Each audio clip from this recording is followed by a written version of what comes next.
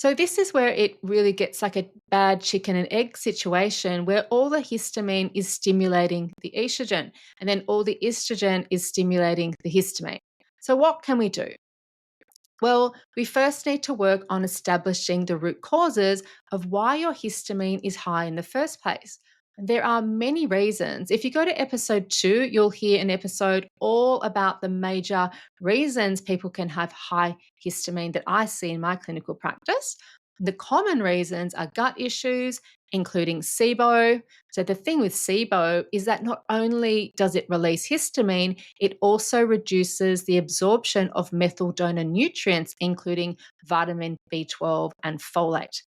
So you need to absorb folate. It will then get converted into methylfolate with the MTHFR enzyme.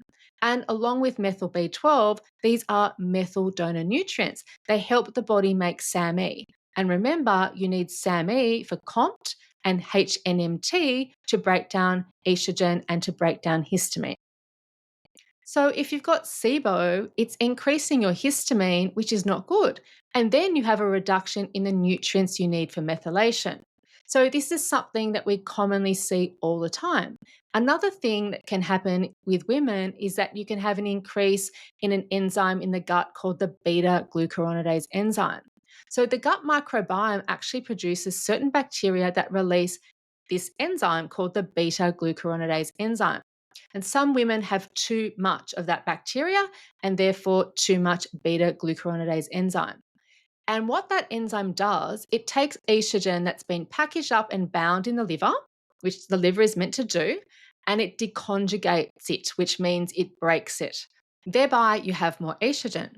And that excess estrogen, as we know, is going to stimulate histamine. It's going to degranulate mast cells. It's going to get into the brain and send off those histaminergic neurons, releasing histamine. It's going to downregulate the DAO enzyme. When I first started working with hormones and estrogen and histamine, I would be really focused on balancing hormones and detoxifying estrogen, which I still do. But after working with it now for a while, when women are not getting good results quickly, or if their presentation is more on the severe side, I'm more inclined to think that it's really the histamine driving up the estrogen rather than the other way around. And very commonly, what I've seen clinically, especially with regards to migraines and headaches and vertigo, as well as hormone changes, if there's a histamine picture, then it's often coming from the nasal cavity. So, what can happen in the nose is that you can get an overgrowth of bacteria. It's called MARCoNS, multiple antibiotic resistant staphylococci negative. And those bacteria are going to create histamine. I'll do a whole episode on MARCoNS, but essentially, most people develop MARCoNS as a result of mould. So, mould can get into the nasal cavity and disrupt the mucosal layer in the nose, thereby creating an environment for this bacteria to thrive. And so you can have the bacteria producing histamine, and then also the mold mycotoxins and the fungus that can grow in the nose is also going to release histamine. And it's very close to the brain. So clinically, I've just seen a lot of women with hormonal migraines actually have MARCoNS. And it's not until we deal with the MARCoNS and the mold that they get really good results with their hormonal migraines. There's also a patient group that are going to be more prone to having issues with histamine, and that is women in perimenopause.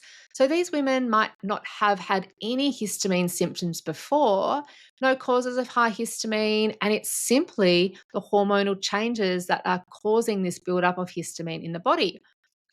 And this is happening because they're either not ovulating and not producing progesterone, and we need progesterone to buffer or reduce the impact of estrogen on the body, or they're just not ovulating well, and therefore they don't have adequate amounts of progesterone. So, certain times during perimenopause, you can actually be way higher in estrogen compared to progesterone than when you were younger, and you can start developing these symptoms for the first time.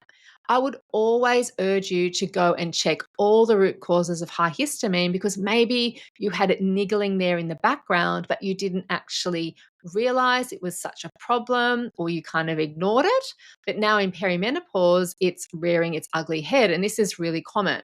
And so you need to go and find the root cause. It's often the case. In some women, it's not, it's simply the hormones.